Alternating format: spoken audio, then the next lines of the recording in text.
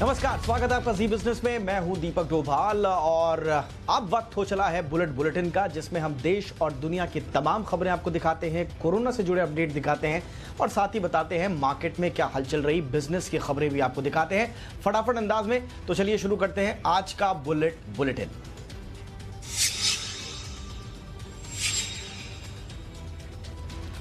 देश में कोरोना मरीजों की संख्या 27,800 के पार पहुंच गई है। पिछले 24 घंटे में 1396 नए मामले सामने आए हैं, यानी कि लगभग 1400।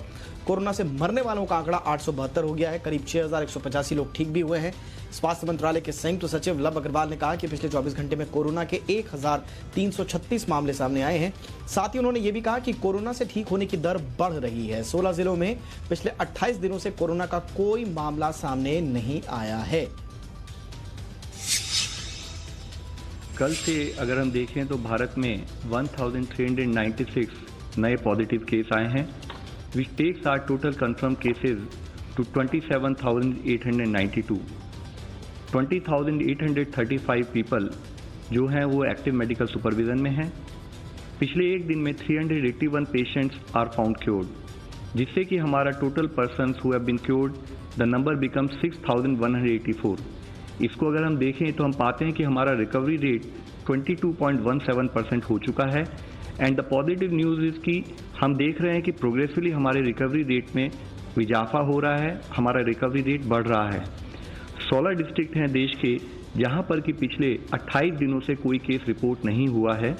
इन डिस्ट्रिक्ट्स में 3 नए डिस्ट्रिक्ट ऐड हुए हैं। अगर आप देखें 24 अप्रैल से अब तक में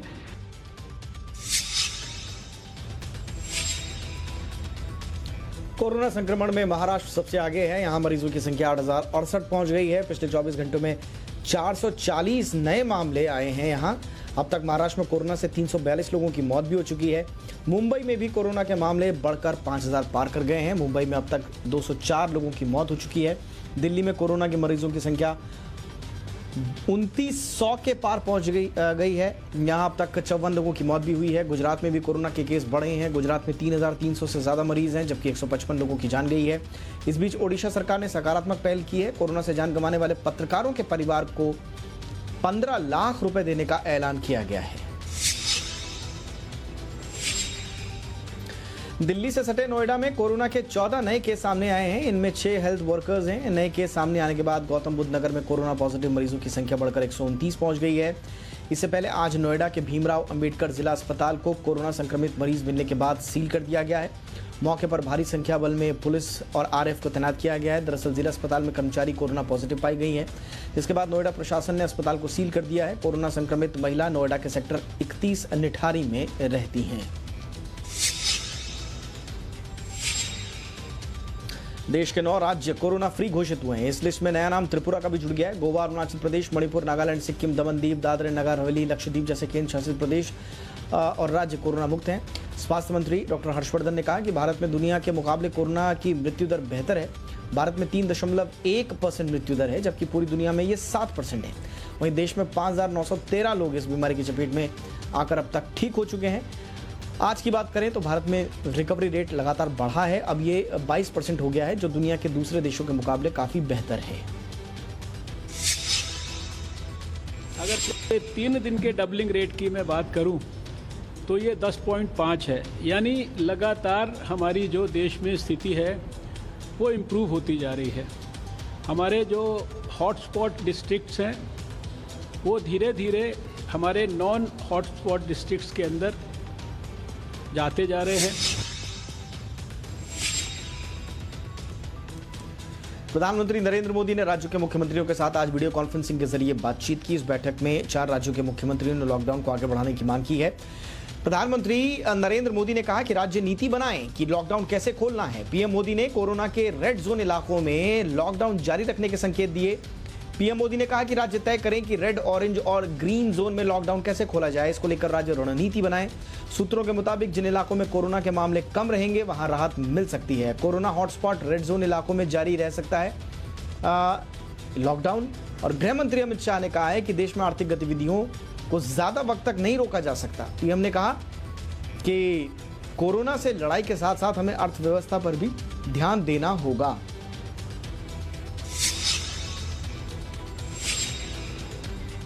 दिल्ली के मैक्स अस्पताल में पटपड़गंज में जो है उसमें 33 स्वास्थ्यकर्मी कोरोना पॉजिटिव पाए गए हैं। इनमें 2 डॉक्टर्स हैं, 23 नर्सिंग स्टाफ हैं। इसके अलावा सहायक स्टाफ शामिल है।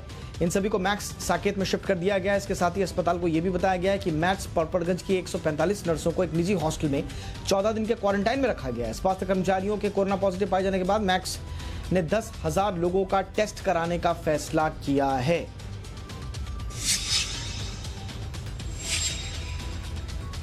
तबलीगी जमात के मौलाना साद के 4 और सहयोगियों से ईडी ने पूछताछ की है। उम्मीद जताई जा रही है कि आज क्राइम ब्रांच के सामने मौलाना साद पेश हो सकते हैं।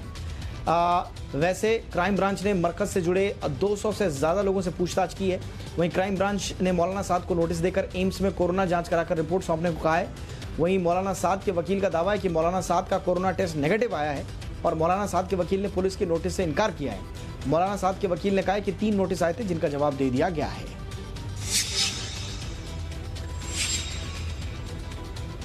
बॉलीवुड सिंगर कनिका कपूर कोरोना से जंग जीत चुकी हैं। अब वो कोरोना से संक्रमित मरीजों के लिए प्लाज्मा दान करने वाली हैं। इसके लिए उन्होंने केजीएमयू प्रशासन से संपर्क किया है। केजीएमयू ने इस पर सहमति भी दे दी है।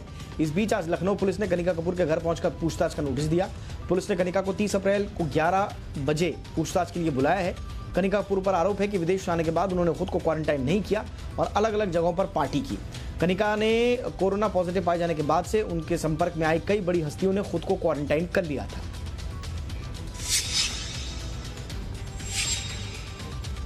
पंजाब पुलिस के हर जवान ने आज वर्दी पर हरजीत सिंह के नाम का बैज लगाकर ड्यूटी की। पंजाब के डीजीपी दिनकर गुप्ता ने भी अपनी वर्दी पर हरजीत सिंह के नाम का बैज लगाया। हरजीत सिंह वही एएसआई हैं जिन पर पटियाला में निहंगों ने हमला कर तलवार से उनकी कलाई काट दी थी। हरजीत इस वक्त चंडीगढ़ पीजीआई में भर्ती हैं, जहां डॉक्टरों ने 7.5 घंटे तक चले ऑपरेशन के बाद उनकी कलाई को जोड़ दिया। सीएम अमरिंदर सिंह ने हरजीत को प्रमोट करके एसआई बना दिया है। पंजाब के डीजीपी दिनकर गुप्ता ने कहा कि हरजीत सिंह के सम्मान के लिए यह मुहिम चलाई गई है। हरजीत सिंह ने भी सम्मान पर आभार जाहिर किया। ये जो प्रयास है, ये छोटा सा प्रयास है, ये this is we are calling this a show of solidarity, a tribute to sacrifice. और ये जो प्रयास है इसका नाम मैं भी हरजीत इसका नाम दिया गया है, मैं भी हरजीत। तो मैंने सभी स्टेट्स के डीजीपीज़ को, कमिश्नर ऑफ पुलिस जो भी हिंदुस्तान के हैं उनको लिखा भी है, उनको रिक्वेस्ट करी है।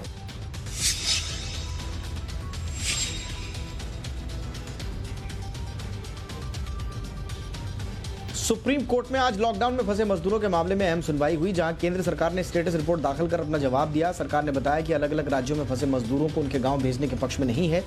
सरकार ने साफ कहा कि ऐसा करने पर ग्रामीण इलाकों में भी कोरोना का संक्रमण फैलने का खतरा पैदा हो जाएगा। केंद्र सरकार ने सुप्रीम कोर्ट को बताया कि प्रवासी मजदूरों के लिए 37,978 रिलीफ कैंप बनाए गए हैं, जिनमें 14 लाख से ज्यादा लोग रह रहे हैं। साथ ही उनको और गाँव में उनके परिवारों को केंद्र और राज्य सरकारें हर संभव मदद कर रही हैं। कई एनजीओ भी मदद के लिए आगे आए हैं।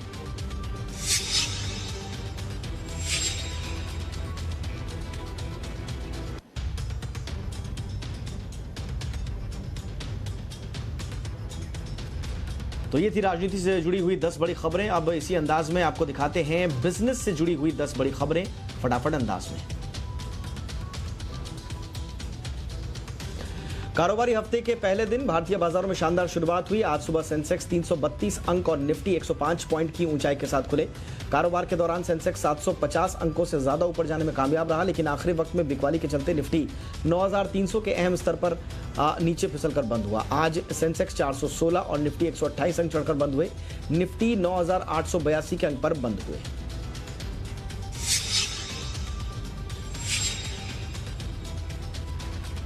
आज बाजार को ऊपर ले जाने में इंडसइंड बैंक, ब्रिटानिया इंडस्ट्रीज, बाजार फिनसर्व, बजाज फिनसर्व माफ कीजिएगा, एक्सिस बैंक और कोटक महिंद्रा बैंक की बड़ी भूमिका रही। आज निफ्टी के loser NTPC, HDFC bank, Mahindra and Mahindra, doctor Reddy's lab और ग्रासिम इंडस्ट्रीज रहे। आज सभी सेक्टोरल इंडाइसेस हरे निशान में बंद हुए। बैंक, आईटी, ऑटो और डीएमसीजी इंडेक्स बढ़त के साथ बंद हुए। बीएसई मिड कैप और स्मॉल कैप इंडेक्स 1% के साथ बढ़त के साथ बंद हुए। फ्रैंकलिन टेम्पल्टन संकट के बाद आरबीआई ने म्यूचुअल फंड्स के लिए 50,000 करोड़ रुपए की लिक्विडिटी फैसिलिटी की घोषणा की है। आरबीआई की इस सुविधा से म्यूचुअल फंड्स पर लिक्विडिटी के दबाव को कम करने में मदद मिलेगी। म्यूचुअल फंड्स के लिए आरबीआई की लिक्विडिटी फैसिलिटी 11 मई तक या पूरी रकम का इस्तेमाल होने तक लागू रहेगी। आरबीआई ने यह भी भरोसा दिलाया कि बाजार के हालात को देखते हुए वो टाइमलाइन और अमाउंट की समीक्षा करेंगे। आपको बता दें कि mutual fund house Franklin Templeton ने भारत में 6% फंड्स को बंद कर दिया है। इससे म्यूचुअल फंड्स में लिक्विडिटी की समस्या होने का डर लोगों को सताने लगा है।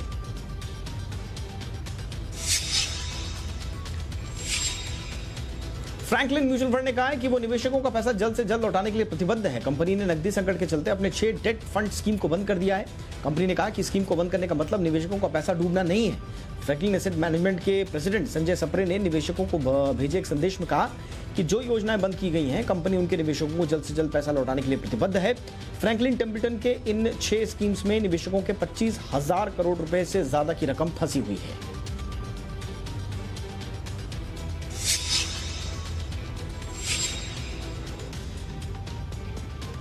कोरोना संकट ने सरकार के सभी बजट अनुमान फेल कर दिए हैं। ऐसे में सरकार जुलाई या इसके बाद जीडीपी ग्रोथ और बजट टारगेट के लिए अनुमान जारी कर सकती है नए।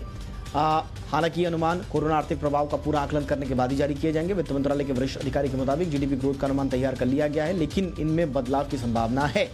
अधिकारियों के मुताबिक एक बार अनुमान के फाइनल होने के बाद इनकी सार्वजनिक घोषणा की जाएगी। इसके साथ ही इन आंकड़ों की घोषणा के तरीके पर भी चर्चा चल रही है, इन्हें संसद में पेश किया जाए या नहीं।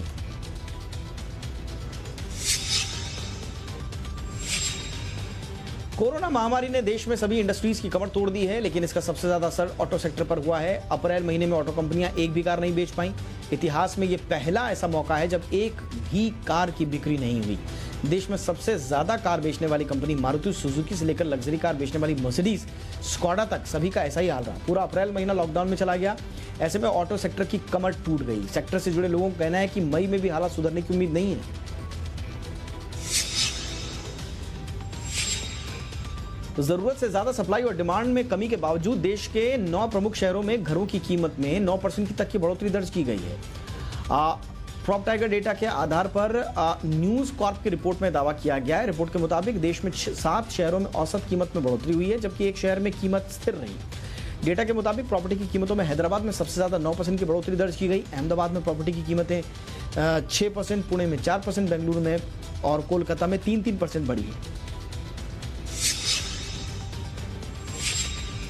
लॉकडाउन के बीच सरकार ने कई सेक्टर्स की कंपनियों का कामकाज शुरू करने की मंजूरी दे दी है, लेकिन कंपनियों ने अपना कामकाज शुरू नहीं कर पा रही हैं। कंपनियों के सामने अब कामकाज शुरू करने के लिए मजदूरों की कमी है, कच्चे माल की समस्या है। ये खुलासा CII के देशव्यापी सर्वे में हुआ है। CII ने अलग अलग क्षेत्रों और साइज की कंपनियों को की हकीकत जानने के लिए सर्वे किया है। सर्वे में शामिल 39% कंपनियों ने माना कि कामकाज शुरू करने में बाधा आ रही है। 23% ने कहा कि ऑपरेशन शुरू करने के लिए माल की उपलब्धता नहीं है। सर्वे में शामिल सिर्फ 15% लोगों ने माना कि सामान का आवागमन समय पर हो रहा है।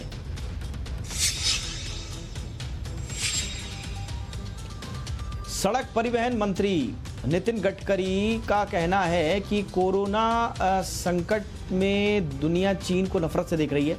भारत को इसे आर्थिक मौके में बदलकर विदेशी निवेश आकर्षित करने के लिए ध्यान देना चाहिए। छात्रों को वीडियो कॉन्फ्रेंसिंग के जरिए संबोधित करते हुए गडकरी ने बातें कही। गडकरी ने जापान का उदाहरण देकर कहा कि हमें भी ऐसा सोचना चाहिए और हम इस पर ध्यान भी देंगे। चीन से कारोबार समेट रही अपनी कंपनियों के लिए जापान ने आर्थिक पैकेज की घोषणा भी की है।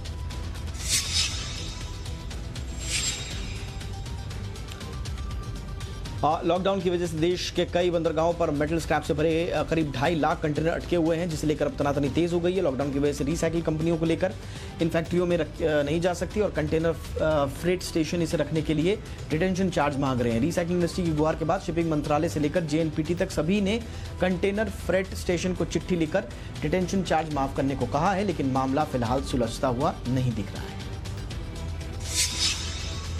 हमारे मेंबर द्वारा आयात किया हुआ फेरस, नॉन फेरस और पेपर स्क्रैप इंडिया के कई पोर्ट पे रुका हुआ पड़ा है, जो कि लॉकडाउन पीरियड के दौरान आया हुआ है। इस पीरियड में किसी को भी बाहर जाने की अनुमति नहीं है, फिर भी हमारे मेंबर ने कुछ थोड़े बहुत कंटेनर क्लियर किए हैं। उनका प्रयास कंटिन्यू जारी है। लाखों हजारों करोड़ रुपए हमारे से डिटेंशन डैमेज के रूप में वसूल कर चुके हैं। गवर्नमेंट का एनफोर्सेबल ऑर्डर्स आया है कि 3 मई और उसके ऊपर 14 दिन तक हमारे से डिटेंशन डैमेज और CFS वाले भी हमारे से ग्राउंड रेट नहीं चार्ज कर सकते हैं। मेरी गवर्नमेंट से रिक्वेस्ट है कि आपके ऑर्डर को तुरंत से तुरंत प्रभावी बनाएं और इनको डिटेंशन डैमेज न वसूल किया जाए, ऐसा वो आपके आदेश को प्रभावी बनाएं।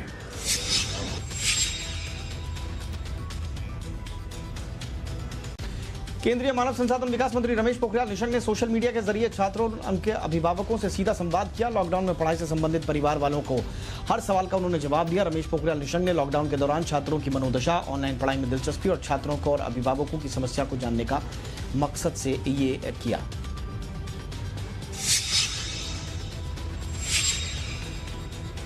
यूपी में कोरोना से 1589 एक्टिव केस हैं। यहां कोरोना से अब तक 31 लोगों की मौत हो चुकी है। यूपी के 59 जिलों तक कोरोना का संक्रमण पहुंच चुका है। इनमें से 9 जिले कोरोना फ्री हैं। अधिकारियों के मुताबिक यूपी में एक भी कोरोना पेशेंट वेंटिलेटर पर नहीं है। राजस्थान में कोरोना कहर बनकर टूटा है। यहां अब तक 2234 लोग कोरोना पॉजिटिव हैं। 46 लोगों की मौत हुई है। 49 नए पॉजिटिव केस सामने आए हैं। अब तक 28 जिलों तक कोरोना संक्रमण पहुंच चुका है। जिले पूरे 33 हैं। इनमें जयपुर में 19, झालावाड़ में 9, टोंक में 8, जोधपुर में 6, कोटा में 4 कोरोना पॉजिटिव मिले हैं। पंजाब में कोरोना के 218 मरीजों का अस्पतालों में इलाज जारी है, जबकि 86 मरीज ठीक होकर घर जा चुके हैं। यहां 18 मरीजों की मौत हुई है। चंडीगढ़ में कोरोना वायरस से 19 मरीजों को अस्पताल में इलाज जारी है। 17 लोग ठीक हो चुके हैं। हरियाणा के अस्पतालों में कोरोना के 94 मरीज हैं, जबकि 199 मरीज ठीक होकर घर जा चुके हैं। 3 मरीजों की मौत हुई है। हिमाचल प्रदेश में पिछले 24 घंटे में 3 और मरीज कोरोना को मात देकर घर लौट गए। अब तक 25 मरीज ठीक हो चुके हैं। 10 मरीजों का हिमाचल में अस्पताल में इलाज चल रहा है। 1 मरीज की मौत हुई है। गाजियाबाद के वसुंधरा सेक्टर 3 की एक सोसाइटी में डॉक्टर दंपत्ति के कोरोना पॉजिटिव पाए जाने के बाद से हड़कंप है। सोसाइटी में लोगों का आरोप है कि प्रशासन लापरवाह है और अभी तक किसी भी तरह की कोई गाइडलाइंस नहीं दी गई है। साथ ही सोसाइटी को अभी तक सील नहीं किया गया है।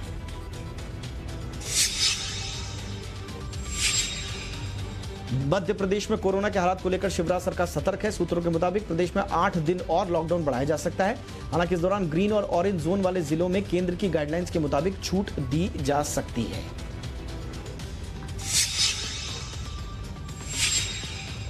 वाराणसी के रहने वाले श्याम चौरसिया ने एक अलर्ट डिवाइस बनाया है जो लॉकडाउन तोड़ने वालों को देखते ही अलार्म बजाता है। साथ ही निकट के थाने में फोन कर इसकी सूचना देता है। श्याम के मुताबिक ये डिवाइस लॉकडाउन में सोशल डिस्टेंसिंग को फॉलो न करने वालों को पहले वार्निंग देगा और नहीं माने तो सीधे पुलिस के इमरजेंसी नंबर या थाने के नंबर पर कॉल कर देगा।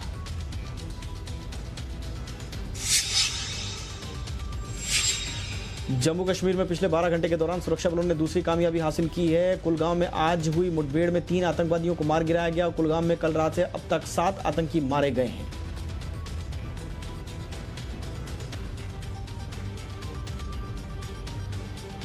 टीम इंडिया के स्टार बल्लेबाज लोकेश राहुल ने बच्चों की मदद के लिए अपनी क्रिकेट किट नीलाम कर दिया। नीलामी से राहुल ने 8 लाख रुपए जुटाए हैं जो उन्होंने बच्चों के लिए काम करने वाली संस्था अवेयर फाउंडेशन को देने का ऐलान किया है। –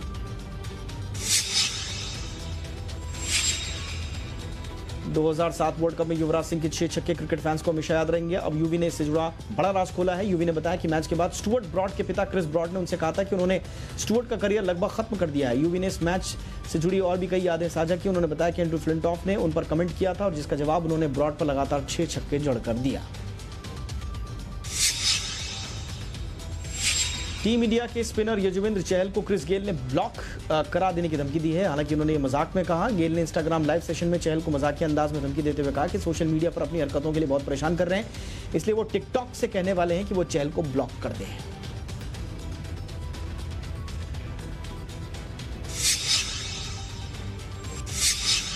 इंग्लैंड के तेज गेंदबाज जोफ्रा आर्चर का 2019 वर्ल्ड कप का खोया मेडल मिल गया है। जोफ्रा ने ट्विटर पर मेडल मिलने की जानकारी दी है। साथ ही मेडल की तस्वीर को भी शेयर किया है।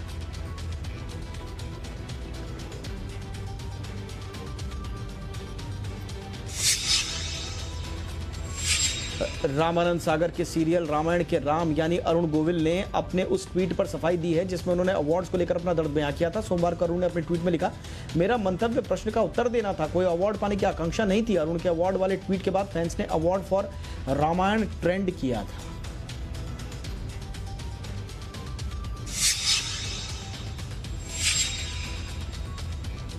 कोरोना वायरस से लड़ने के लिए विद्या बालन ने हाल ही में हेल्थ वर्कर्स के लिए अपना मदद का हाथ बढ़ाया। अब उन्होंने एक बार फिर से मदद का हाथ बढ़ाते हुए डोनेशन के लिए बड़ी रकम जुटाई है। विद्या बालन ने इंस्टाग्राम के जरिए बताया कि उन्होंने जरूरतमंद की मदद के लिए फंड इकट्ठा किया है। विद्या ने कहा कि उन्होंने इस बात से खुश हैं कि उन्होंने डॉक्टर्स के लिए 2500 से ज्यादा पीपीई किट और 16 लाख रुपए जुटा लिए हैं। कोरोना वायरस ने पूरी इंडस्ट्री को ठप कर दिया, लेकिन निर्देशक सुभाष घई इस समय बखूबी इस्तेमाल कर रहे हैं। वो हर दिन 8 से 9 घंटा काम करते हैं। वो अपनी 2 क्लासिक फिल्मों का रीमेक और सीक्वल बनाना चाहते हैं। उनके बाद 2 स्क्रिप्ट तैयार हैं। पहला खलनायक फिल्म का सीक्वल, दूसरा निर्देशक की पहली डायरेक्टरल फिल्म कालीचरण का रीमेक है।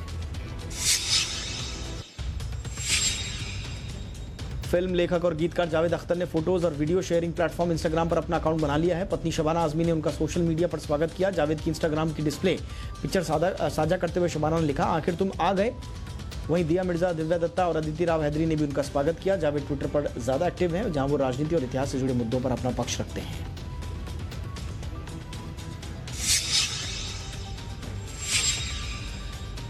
दुनिया भर में कोरोना से अब तक 2,06,995 लोगों की मौत हो चुकी है। 29,94,000 से ज्यादा लोग कोरोना पॉजिटिव हैं। वहीं 8,78,828 लोग ठीक होकर वापस जा चुके हैं।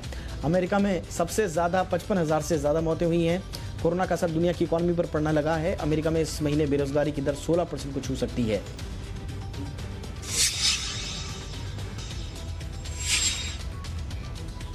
तो ये था आज का बुलेटिन। इजाजत दें, अपना ख्याल रखें। नमस्कार।